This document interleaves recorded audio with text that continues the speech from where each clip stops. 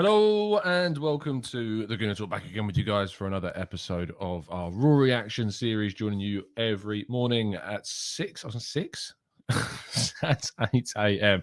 Hope you're doing good. And well, I'll tell you why it's 6, because we're trying to do the afternoon shows at 6. So mind fart basically there. But good morning. Hope you're doing good and well, ready to take in all the latest Arsenal transfer news. Good morning to everybody joining us in the chat box. Thank you for doing so. Good morning to Simon, to Trevor, to Tarbs, to Yassine, Rocky. Good morning, guys. Sean, Gooner for 0411. We've got Martin, we've got King, Olu, King again. Just the 2 likes. Yeah, what's going on? You drop a like on the video if you haven't done so already, people. Thank you so much for the continued support on the channel. GGTV for you, Jose, Jay, we've got Noel, we've got Answer, Tony, and so many more of you as well. Thank you so much for joining. And yeah, thanks. I'm waffling now already, and we're only a minute into the show. Let's crack on with today's stories. First of all, yesterday we produced a tactical breakdown focusing specifically on Gianluca Scamacca. If you haven't already gone and checked that out, please make sure that you do, because it's a very interesting watch,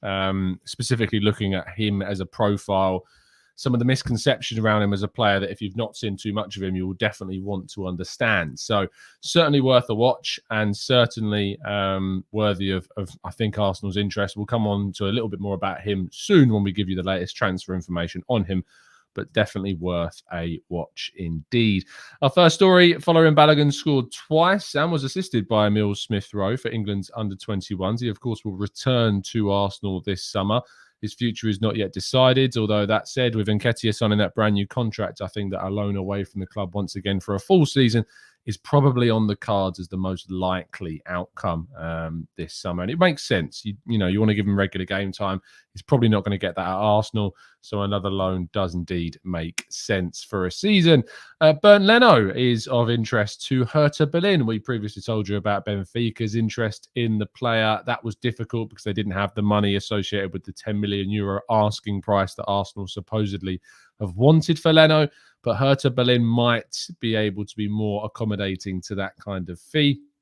They're a club that have, invested in the past quite heavily in players like Matheus Cunha, Christian Piatek, players like this. They have some amount of fees that you'd think would be able to enable them to move for a player like Leno. And with that German connection, well, it's a link that makes sense. So perhaps that is where Bernd Leno will end up next season. Lucas Torreira, however, certainly it seems won't be at Arsenal, but still might not be at Fiorentina. As we know, the deadline of his option at the end of his contract has now expired. It is not expected that Torreira will return to Fiorentina for that figure of 50 million euros across supposedly 6 seasons, which anyway is a cheap deal. So why they turned that down, I don't know. But latest reports suggest that they want to pay half that amount. 7 to 8 million euros is what they want to pay. And if they don't see that offer accepted by Arsenal, the reports coming out of Italy is that they will try to secure Florian Grillitsch, who of course is a free transfer after leaving Hoffenheim, with the club not intending to, or not being able to, renew Grillitsch's contract. So Torreira will not seemingly move to Fiorentina. However, there is interest from a number of other clubs, including Roma, Lazio. Juve have been mentioned, although I doubt that they would move for him. But Lazio in particular seem to be the most obvious candidate to get Torreira. Why then we wouldn't do a swap deal with Milinkovic-Savic and a fair amount of money, in fairness. The option's there, Arsenal. I'm just letting you know that you could try to go and do that with Lazio. Moving forwards into the Arsenal players, continuing, Bukayo Saka, despite the news yesterday that Manchester City supposedly have an interest in trying to sign Saka with just 2 years left on his Arsenal contract. According to the guys at Manchester Evening News, City have distanced themselves from the idea of trying to sign Bukayo Saka this summer. Their thoughts are not with Saka right now. That said, Liverpool are still interested. And there was even a report from Spain yesterday claiming that Real Madrid still have an interest in Bukayo Saka, and that these are clubs that will try to steal him away should he choose not to renew his contract with Arsenal. Arsenal, though, still very confident, it seems, in trying to get him to sign that new deal. It's one of their priority missions this transfer window, is to get Saka signed up to that new deal. But as I talked to you about yesterday, he has got the same agent as Nketiah, has got the same agent as Balogun, and that agent gets good deals for his players. So you can imagine that it's going to be the same situation with Saka, a big fee and a big signing on clause. Now, moving to the transfer targets and the latest on Gianluca Scamacca, who, as I've mentioned, you can go and watch our tactical breakdown on him from yesterday. It is up there on the channel as the previous upload. His information is that Arsenal have supposedly not yet officially made this bid, but that a bid will be forthcoming, that there have been intermediary discussions between both Arsenal and his representatives. Whether or not this is a deal that can get done, I'm still unsure on. I wouldn't be putting any money on it, that's for sure. It's very 50-50, I'd say. But what I would think is that if we can put a bid in that Sassuolo are happy with Scamacca's history of not necessarily staying in Europe, in Italy, sorry. You know, he's played and came through at PSV and previously went on loan to the Netherlands with Zwolle as well. He has got that willingness, it seems, to play outside of Italy. So, as we discussed on the tactical breakdown, if Arsenal can agree a deal with Sassuolo, Scamacca might indeed be able to come through. Another club that has been now mentioned as a potential destination for him, though, is Borussia Dortmund, despite the fact they've signed Karim Adeyemi from Red Bull Salzburg to seemingly replace Haaland. You would look at Scamacca as a more like-for-like replacement over Haaland than what Adeyemi, who is a much more diminutive technical forward than the Italian is. So Arsenal will be competing not only with the likes of Inter Milan, supposedly, but also Borussia Dortmund as well. That said, the last time Dortmund signed an Italian striker, it didn't go all that well for Ciro Immobile, if you remember. Now, Gabriel Jesus, and the latest on him is that Real Madrid's reported interest is not as likely as what maybe people felt. And there's kind of issues regarding passports. And Gabriel Jesus, they've got issues with trying to sign up the likes of Eder Militao, Vinicius Jr. and Rodrigo up to new contracts. And the Spanish passport of those players will not be ready before January 2023, which means that is a bit of an obstacle for them to try and sign Gabriel Jesus. That said, there is a plenty of confidence continuing to flow that Arsenal will be the club that get hold of Jesus. Every outlet, every journalist has said that Gabriel Jesus moving on his way to Arsenal, it seems. It's just about Arsenal trying to agree that deal. Contacts have been made with Manchester City about trying to agree a fee. Supposedly that fee will be the 50 million euros, 42.9 million pounds. It's a lot of money, but it could pay off big time for Arsenal. So let's wait and see. And our headline story of the day, Youri Tielemans has been speaking about his future. He said that is not out of the question regarding possibly leaving Leicester. I feel very good at Leicester. I was welcomed with open arms from day one. I give everything for the club until the last day.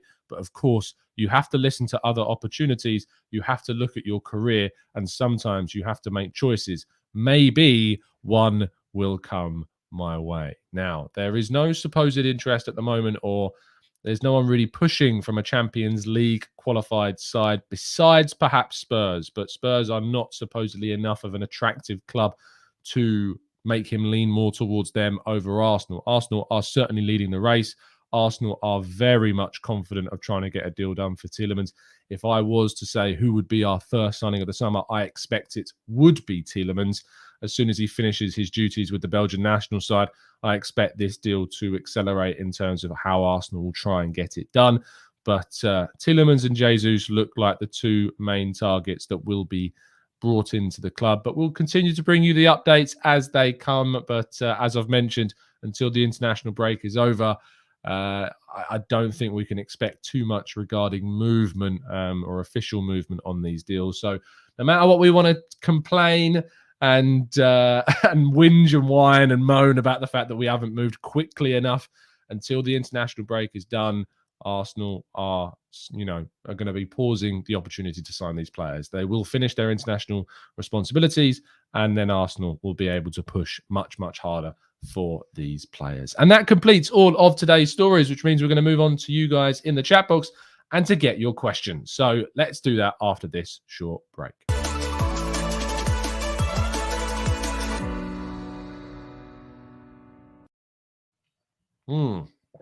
All right then, let's jump into the chat box. I can feel a TGT sneeze coming at the moment. It's It's building. I can feel it. It's going to come at some point. Actually, it says James Benge reported that we were confident of signing Tielemans when he returns from the international break. There you go. See, unsurprisingly so. Let's go to Marcus says, damn, YouTube, only just joined. Oh, well, catch up it is for the start.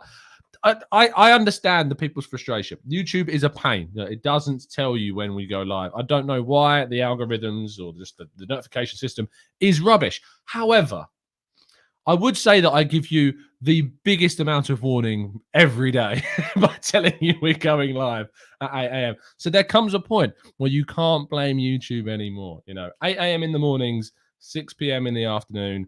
That is when we try to aim to do our shows.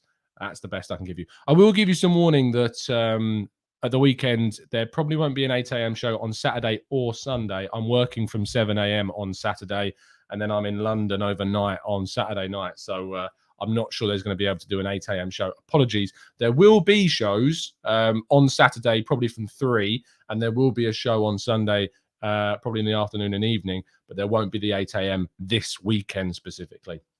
And to be fair, I think I've earned a bit of a 2-day break from them anyway. So we know, you know that now. But we'll be live tomorrow. We'll be live on Friday at 8 a.m. So make sure you tune in. Alberto says, would you rather keep the youth movement with Scamacca up top and Martinelli at the wing, or sign Gnabry and Jesus? It's a good question because, Jesus and Gnabry, I feel, are two.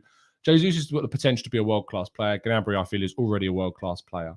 The profile of Scamacca is really attractive for that striker position, with Jesus being able to play also in a wide position. I just don't think the opportunity to sign a player as good as Gnabry can't really be turned down. I would lean towards Jesus and Gnabry as a pair. But if it ended up being Scamacca and Jesus, I still think that's a brilliant option for Arsenal to get either of those players. So I think I'd go with any of those three, or a pairing of any of those three. That's for sure. Lewis says, regarding Saka's agents, Eddie Nketiah and Folarin Balogun looked gone, but then got them to stay despite having great offers elsewhere. Saka will have bigger clubs than us wanting him, unlike Brighton and Leipzig, of course, with the Balogun deal in particular. It will be tricky. It will, but Arsenal have got that connection with Saka coming through the youth academy. There's that Arsenal blood that runs through him. That will hopefully be the difference, as it was for Nketiah and for Balogun, it seems, as well. Arsenal 11 LJ says, hi, Tom. Do you think we will see more Patino in the coming season? Yes, I do. Eamon says, question, will Jesus now go on holidays, or will he concentrate on his transfer? He will go on his break. I'm sure they'll go on his holiday, but you will see more movement than with his responsibilities with the Brazilian national side. He did say that from yesterday he was going to be focusing a lot on his potential move. So we are expecting movement within June. June is hopefully when we will get the Tielemans and Jesus deals kind of as close to done as we can. It may bleed into July, but hopefully we can get it done as soon as possible. Gooner Jake says, Tom, do you reckon that Eddie is delaying to see what Arsenal do in the transfer window? No, kind of the understanding around this is because Arsenal's team at the moment, who sorts all of this, is also on holiday. There's a period of time in the window where at the end of the season, before the window starts, that even the Arsenal kind of people are on holiday. This is that period. So there's an expectation that Eddie Nketiah's contract will hopefully be announced towards the end of June. That's probably what will happen, if not even sooner. Maybe it'll be announced today. It'll just make me look even sillier. But there's been no issues reported in the idea of getting him to renew that contract at the moment. It's been a very attractive offer that they've put out, and they're hopeful that he will indeed sign it. Aribi says, Tom, of all the left backs we are linked to, who's your pick? Zinchenko is the one I would go for, because I think his versatility to play in midfield as well would be really valuable to the team. Football Values TV says, when would you like our transfer business completed? I'd like it completed by the first game of pre-season. Realistically, I think it needs to be done by the Emirates Cup, as you said. That for me is the maximum deadline on our business this summer. Do you think we'll get Tielemans, Luca? Yes, I'm very, very confident that Tielemans will be an Arsenal player. Things can change. I'd never say to you 100% he's definitely going to be an Arsenal player, because things change. But I am confident. It's got all the makings of a deal you would expect to happen. So, yes. And Tin says, people asking about Eddie. Arsenal's release a promo somewhere regarding our match with Nuremberg, and it had Eddie as one of the 4 players shown in the picture. Well, there you go. Leaks, Nitin. Well spotted. Jai Vishnu, says, do you think the bids for Scamacca that were reported were just intermediaries talking about the potential price? Possibly. The number of conflicting reports saying that no bid has yet been made, including that of CEO of Sassuolo, Giovanni Carnavelli, kind of goes to show that that is probably the case. So, yeah, I don't think there's any official bid been made yet, but I think there's definitely been some discussions over the possible price, which is probably where those fees are coming from. Captain A says, Grimaldo of Benfica is apparently being considered by Arteta. Have you heard anything about that? Nope. No, I don't. I haven't heard anything genuine about that at all. Owen says, with Arsenal's rebuild being compared to Liverpool, who do you think foresees our Coutinho cash cow being? Good question. I've always kind of said it would be Martinelli, and I know that people won't like that, but I just kind of see Martinelli as a player that might look to take that next step in his career if Arsenal can't give it to him. If Arsenal miss out on Champions League this season or the next season, he could get an offer from Liverpool or from Barcelona or from Real Madrid, who like a Brazilian player. You know, you never know. So Martinelli would probably be the one I look to on that field. The other one is Gabriel Magalhaes as well, and maybe they become that next player. Aaron says, I think if we can get Zinchenko, Jesus, and Tielemans by mid-July, I'd kind of be happily play the waiting game for Scamacca and Gnabry. Again, I do want to just outline the idea of Gnabry coming to Arsenal is great. The reality, the likelihood of Gnabry coming to Arsenal is so small. Like I just don't see it happening. I've got no confidence in Gnabry being an Arsenal player in the future. So please don't get your hopes up and be disappointed if Gnabry doesn't, because it just is not a deal that I think is likely. The opportunity for Arsenal is big. You know, I really thought that Arsenal, had they have had I don't want to use the word ambition, because obviously they've got their plans and there might be more things going on around this deal that we don't know about. But the opportunity maybe to sign Gnabry this summer is there. I just don't think we're going to do it. I just don't think Arsenal maybe even can do it without Champions League football. Lucas says, what are your thoughts? What your thoughts do you think Saka will stay with us? Because if we want to be ambitious, Tom, as a club, we cannot surely let Saka go into his final year. We're going to be doing everything we can to sign him up to a new contract. We'll be doing everything within our power to sign him up to a new deal. It's not going to be about letting him go into his final deal. As we've seen in other contract situations, it's like Alexis Sanchez. Sometimes there's nothing you can do. Players sometimes do just go into their final year because you're unable to agree a deal, because you're unable to match, or you can't match what they're asking. If you can't qualify for the Champions League, and that is a non-negotiable in their contract negotiations, then it's very, very difficult to agree them. But yeah, we have to sign them up, and the club is trying to. The club is absolutely trying to. Henry says, if we sign both Scamacca and Jesus, who would you prefer playing centrally at Scamacca? I'd start both of them. You think you could play Jesus on the left, Saka on the right, rotate with Martinelli, Smith Rowe. You know, there's lots of opportunities in the competitions we've got to get all of them minutes. But I'd like to see Scamacca given a chance at 9. If we were to sign him, I think his profile is very, very different to what we've already got. Lynn, thank you for joining us in the chat box. Tom, do you think that these quality players, there is about 5 apart from Jesus, would it be cheaper long-term to bring them in now, and then we'd only have to buy the odd one on top of that? At the end of the day, Lynn, I always use this phrase, and I know it's not the best, but it's not my money, and I'd rather see us go for our primary targets regardless of kind of their price, as long as it's not astronomically silly, like the Osimhen price that's silly, the Nunez price, which is silly. You know, I'd rather see us go for quality. If the only time price is ever brought up really after you make a signing is if the player doesn't do the business, like Pepe. You know, that's the only time it really gets brought up after we've done the deal. So as long as they succeed, it won't matter.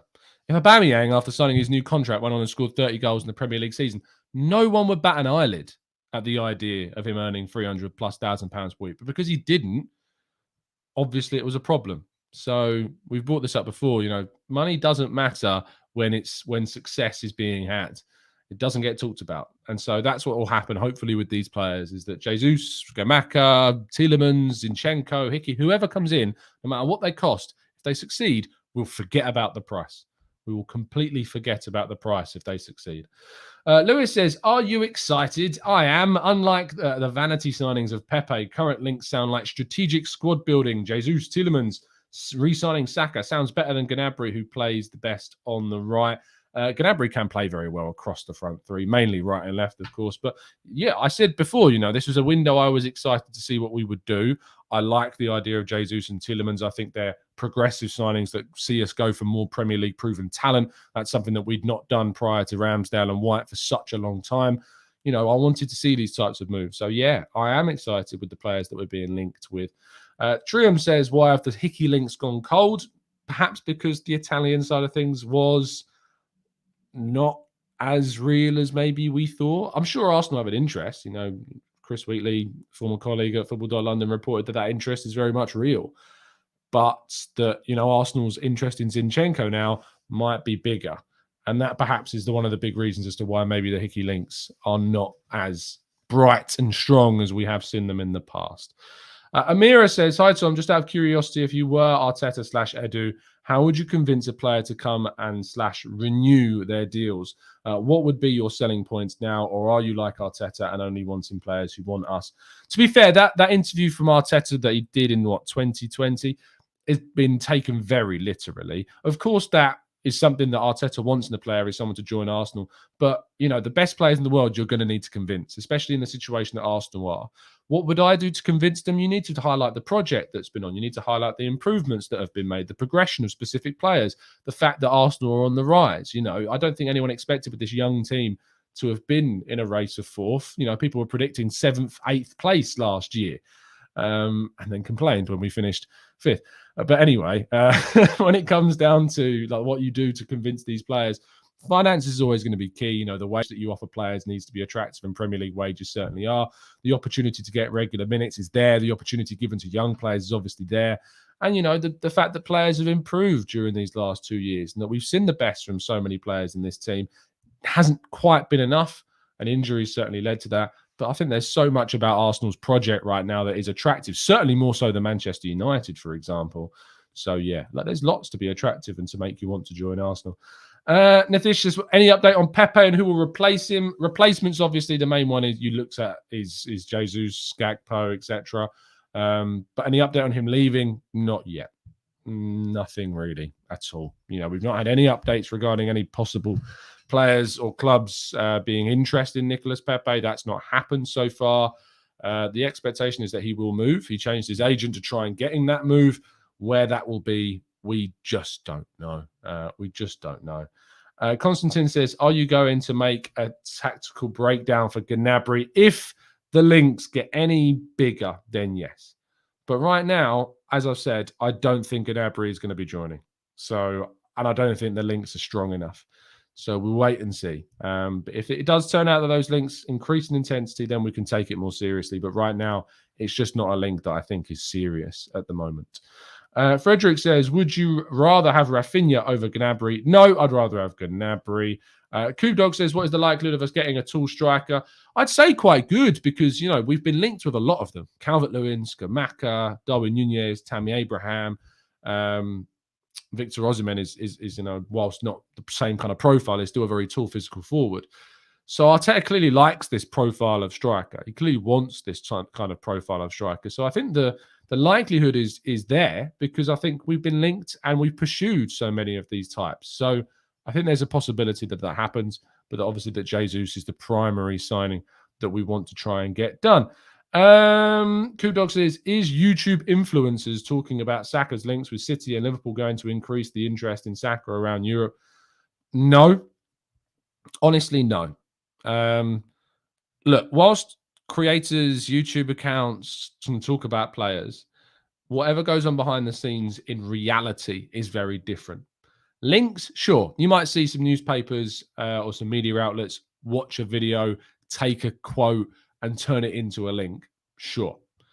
But in reality, they very much know who their targets are. They know the players that they are interested in. They've scouted them for a long period of time. They've got the analysis. They've got the scouts. They've got everything. It is not going to increase Liverpool and City's interest. They will have an interest in a player. they will be very, very, very, very aware of a player. Nothing that is said by anyone on YouTube is going to affect how either Arsenal or Spurs or anyone are interested in a player. It's just not going to happen. You know, they will have their own agenda and rhetoric. I can try and speak Dominik Szoboszlai's move to Arsenal into existence. If Arsenal sign Dominik Szoboszlai, which isn't going to happen, it won't be anything to do with me. It will be nothing to do with anyone else that has said anything about the player. It is purely to do with what the clubs want to do. YouTube is there for discussion. YouTube is there sometimes to mention things that get heard down the grapevine. That is what happens. I'll just have to speak honestly. You know, that's the reality of transfers, is that they are decided, they go on behind the scenes. Sometimes information gets rightly or wrongly leaked, and that's how it gets out. But yeah, not really. Stephen says, Tom, why has it gone quiet on Schick? Because he signed a new contract. But thanks for stabbing me with that pain of Schick. Thanks for that, Stephen. If you haven't already dropped a like on the video, please do. There's over 1,000 of you watching. Thank you so much for the continued support. We're going to take a few more of your questions before we wrap up. Let's go to Abdullah, who says, hi, Tom. If Arteta misses out on top 4 next season, would you support or back him? He needs to qualify for the Champions League. That's the minimum expectation. Have to qualify for the Champions League next season. Have to. Because that's the only way we can go up from 5th. That's the only way forwards other than, say, 5th in an FA Cup. But even that, I think we need to be pushing that Champions League qualification. And, you know, the idea of still supporting or backing him, it's a weird question. No matter what happens, I will support and back whoever is the manager, whoever pulls on the red and white of Arsenal, I will support and back them. I may be critical. My opinion may be that I think a change of coach is the better option for Arsenal. But I will never sit here and say, I'm not backing them, I'm not supporting them, because that's the job of a fan. I want them to win the next game. If I think that a change of coach like I did after Villarreal was the right choice, sure. But I still wanted Arteta to win the next game. I still wanted him to turn things around. You know, that is the most important thing. Always, is that you want Arsenal to win the next game, and no matter what your view of the coach is, or the manager is, or the owner, or the players, that you want Arsenal to succeed is the minimum, absolute minimum expectation for you as a fan. So yeah, I will always support and back them. I just may be critical and may believe or have an opinion that a change of coach is for the betterment of the club.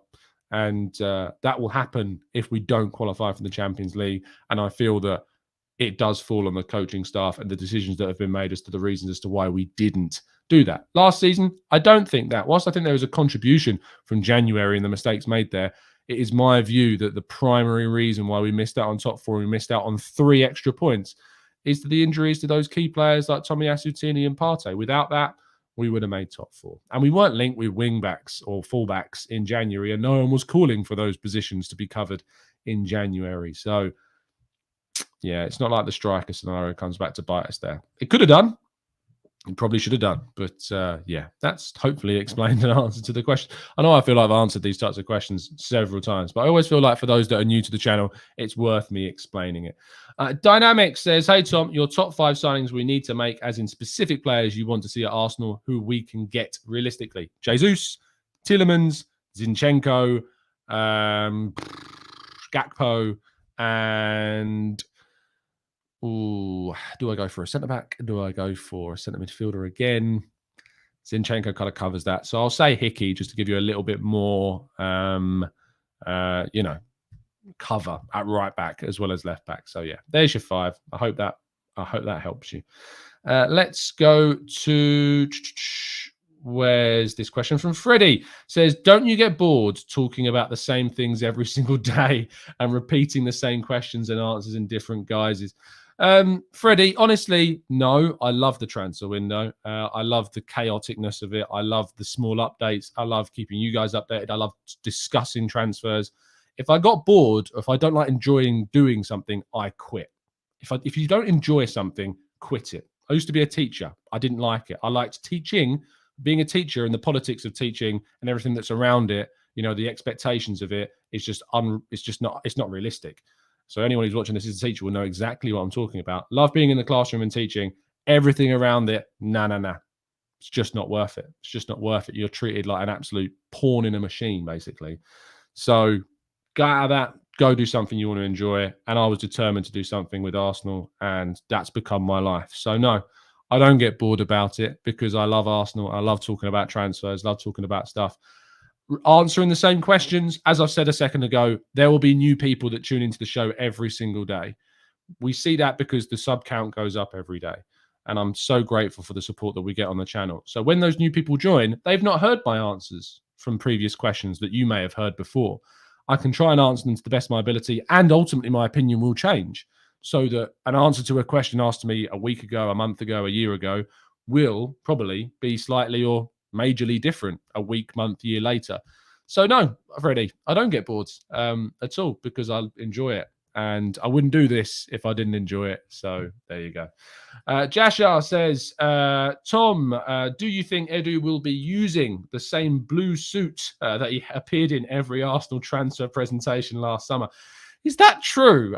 Hold on. I mean, I'm going to go through my access to Getty Images now and have a look if Edu did indeed wear the same suit as he always did. Okay, well, he's got a black suit in Mikel Arteta's re-signing. Blue suit when it came down to Ben White, blue suit when it came to Tavares, blue suit for Emil Smith-Rowe's renewal, blue suit for Aaron Ramsdale. To be fair, you've got a point. That said, there is a difference in the suit colour for Ben White and Ødegaard. So there he's got like three. Maybe he's got three suits. I love that question, Jashar. Thanks, Clive. Much appreciated, fella. Stephen says, thanks, SJ Chan. It's messages like yours that picked me up. What's SJ Chan's comment? I need to have a look. Stephen Foots, hope you're okay. See, I love the community vibe we've got going on the chat box. It's great. Timmy says, this is a good channel. If Lord Clive is watching, so will I. Lord Clive. That's brilliant. If you haven't obviously checked out the Arsenal Vision podcast, go and do it. One of the recent ones, the mailbag one, answering questions about transfers and Saliba was excellent. Clive, great work, and definitely people should go and check it out if they haven't done so already. Daniel says, what are your thoughts on Arsenal becoming a retirement home for ex-Man City players after we homed ex-Chelsea players? Daniel, it's a great question because it's important to differentiate between the two. It's important you bring up the Chelsea link as well. When we signed the Chelsea players, it was Willian, it was Cech. Was there anyone else? I'm sure there was someone else as well. Willian and Cech. Let's just take those two, for example. David Luiz. Players that had passed their prime. Players that were surplus to requirements. Players that weren't really playing week in, week out for their clubs and that were going to regress from the point that we signed them. They weren't going to improve. They weren't going to get better. Jesus and Zinchenko are players that are 25, that are going upwards, that have been playing regularly for City, that have been giving City plenty. Jesus in particular has scored against the biggest teams, Real Madrid, Liverpool, United, Arsenal, scoring against Chelsea, the biggest teams. This guy has performed on the biggest stage.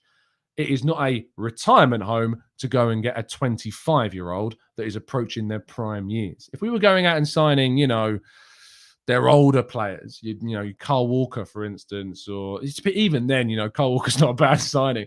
It's just with those signings from Chelsea, just weren't good enough. They didn't progress us. They didn't take us forwards. They didn't give us anything that we hadn't already got or progress the positions that they came in. Jesus progresses us. Zinchenko, I think, progresses us. Both of those players do those things that the Chelsea players never did. So if you ever get or see someone saying, oh, Arsenal's just a retirement home for those City players, you can go and copy and paste that argument because it's a load of rubbish. Absolute load of rubbish. To steal Clive's words, they both fit like a glove, is what they do. Abdullah says, and thank you for the donation. That's really kind of you. But Tom, you cannot make the impossible possible. We're never going to challenge for the league with this ownership in charge, in my opinion. It depends what we do, Abdullah. If we continue on an upward trajectory, if we continue to invest at the rate that we've invested at recently, and if we start making positive decisions, then you never know.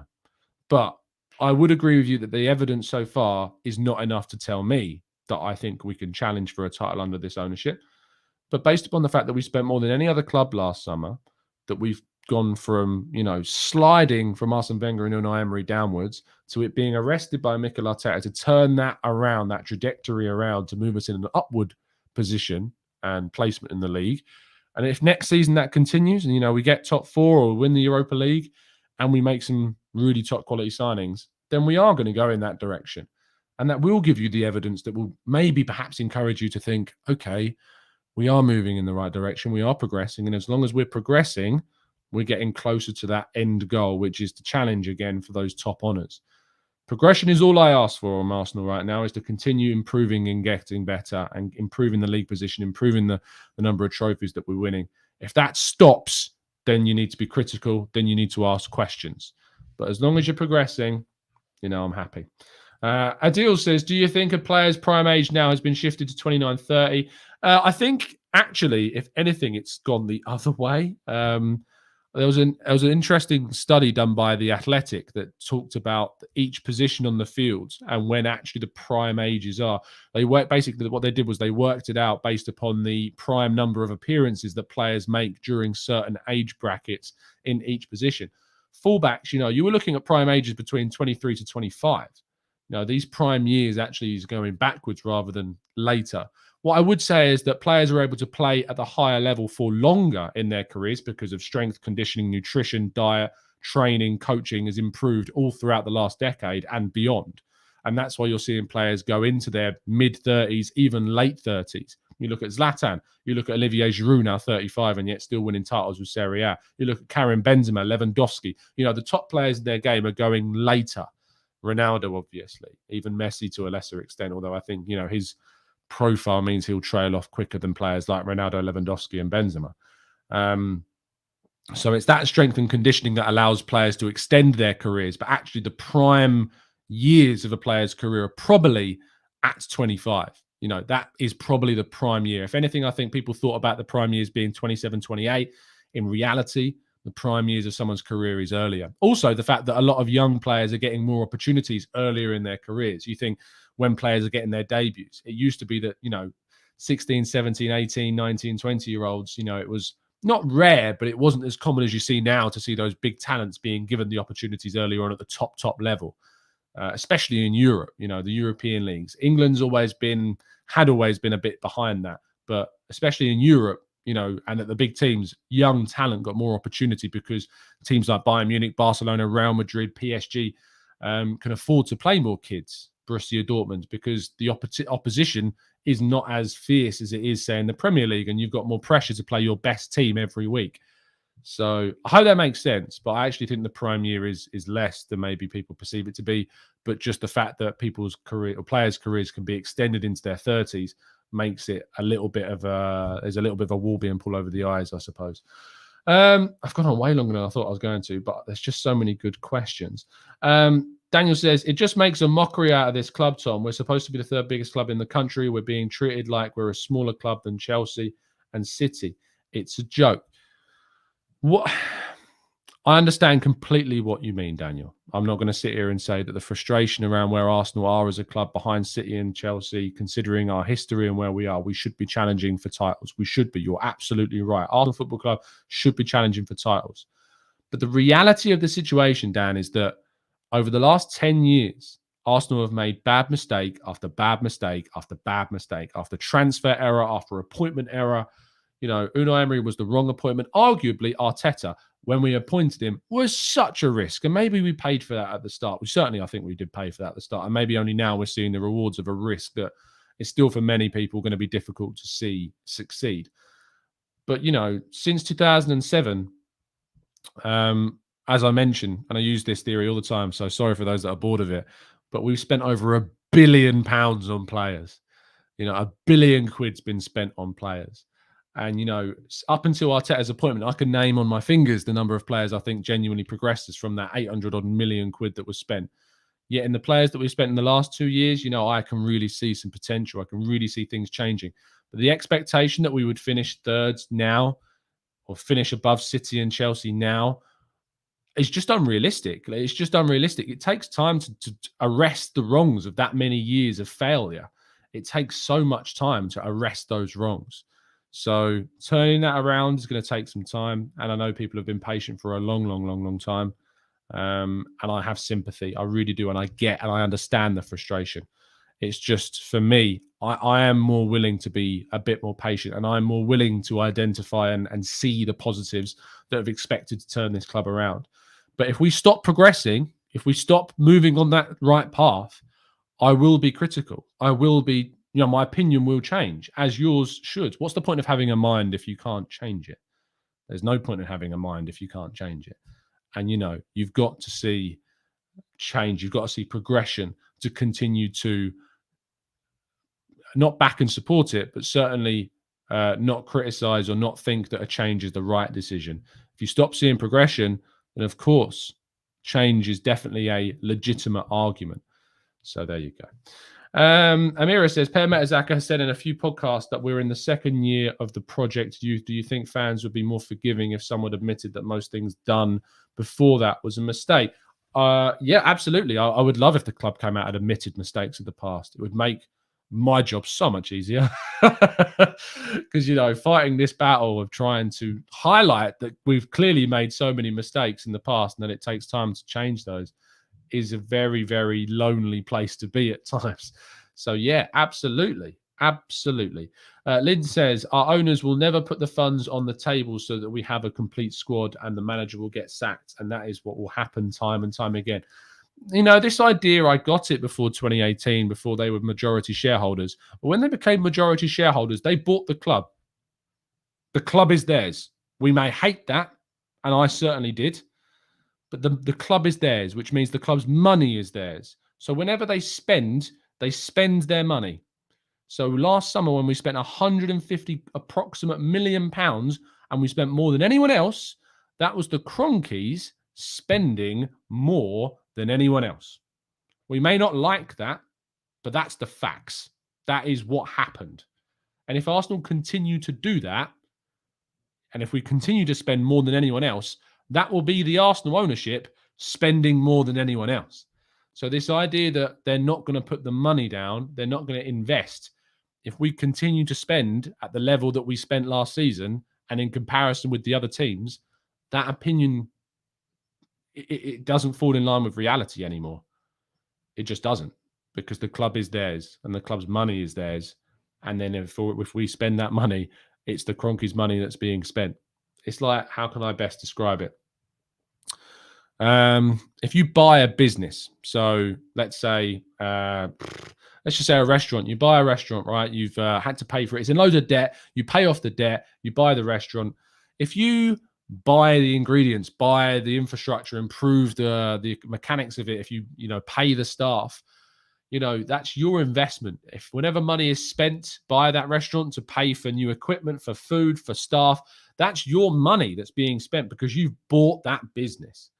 It's the same as the club. As soon as they've bought the club outright, any money that the club spends is their money. No one can say anymore that Arsenal don't spend. My goodness, do we spend? We spend big time. We spend big time.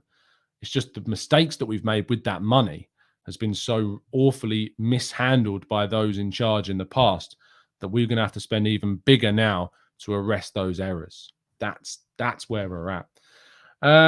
Let's go to Mr. SNLO. Says it's hilarious how some fans think that you are not a real fan if you can change your... Yeah, the word flip-flop is one of the worst inventions on football Twitter. Andrea says, do you think Fabian Ruiz is a realistic target? He's realistic because he's affordable. Absolutely. Marcus says, do you think I'm blitzing through questions now because I want to answer as many as I can. Marcus says, do you think the average age of our squad versus very average age of Spurs' squad at this rate will mean they could be parents of our players? Keep up the great work. Look, Spurs have older players. They're going to invest in older players because they've got Conte. It's what he does. I hope he comes back to bite them at the end of the day. Vishal says, I'm supporting Arsenal from an age where I used to think Arsenal is named after Arsene Wenger and he's the owner of the club. A lot of people have that misrepresentation because when you're a kid, that's what you see. You make those associations. No Sleep says, if the male brain isn't fully developed until 25 and 30 was thought of as the age of when you physically start to decline, you have the best combination of physical and experience at 29. I get your theory, but it doesn't necessarily work. It doesn't work in regards to the evidence that's on the table for the amount of appearances that are played by players during the ages of mid-20s. Ronald says, Stan won the Super Bowl, might win Stanley Cup. Will this help Arsenal? I doubt it. He's got very much his own exploits with those teams.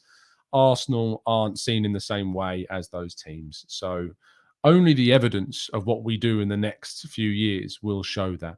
Fuad says, did you have a look at the Swiss Ramble thread yesterday? No, I haven't actually got round to it. I need to. Spurs financed their stadium much, much better than what we did, and it won't cripple them like it did us for so many years. So ridiculous that it is different times, of course, but it's impossible to say that they haven't done a great job with what they've done there. Let's go to who else are we going to? Tom. Who's great to hear from you, Tom. Is supporting the Arsenal ever going to be easy? No. Seriously though, is this summer shaping up to be more important than we think? I don't think so. I think we've known how important this summer is, Tom, and that's very, very, very important. So we know how important it is, and we know that we need to make sure that we do it right and we get it done quick. Freddie, am I buying the new? Of course. Have you seen what color it is? Of course I'm buying the new away kit. It's glorious. John says, isn't this Josh's team? And isn't that a better thing? I think it is, yeah. I think it is better that Josh is the man that seems to be in charge of Arsenal more than Stan. Sure, it's just words right now, but I do think that Josh cares way more than his dad does. And if this is Josh's plaything, which is a horrible thing to call it, but that's basically what it is. You know, it's in better hands, I think, than where it stands. And I think Josh has got some good history with the clubs that he's been in charge of, to the minimal knowledge that I have. But I've heard some previous good things about that what's happened, in charge of those players and those teams. So let's wait and see. Martin, let's finish with your comment. Do you enjoy the closed season with no Arsenal to bugger up our weekends? In some ways, I enjoyed the break, but the transfer chaos means that you got to stay on it full time. So it's conflicting. So there you go. Actually, let's finish with Lynn. Let's let Lynn respond to what I said. I understand that, Tom. However, to progress your business, you still have to invest. In most cases, it is heavily the Cronkies will only invest on limited scale. That would not happen if he owns something like Tesco's. Lynn, let's just see what happens. Because as I said before, they invested 150 million in the squad last summer. So if we do that again and we spend more, we are investing. They're investing because, as I said before, it's their money. The club's money is their money. So if we invest it, we're investing. So let's see what happens next season or this summer. And if we comparatively spend as much. If we don't, then we can have a conversation and question it once again. But there is a lot of misconceptions about this ownership, that's for sure. I will finish the show there. I'll see you tomorrow morning. I will probably be doing a show. In fact, I'll definitely be doing a show this afternoon. I'm probably going to do one of our other tier lists. We might do our tier list video on the midfield today. So let me know in the comment section which central midfielders, should be on our list for the midfielder tier list at 6 p.m. We're aim for 6 p.m. this afternoon. Do drop a like on the video. Subscribe to the channel if you are indeed new around here with those notifications turned on so you never miss a show. I will see you again very, very soon. And as always, up the Arsenal.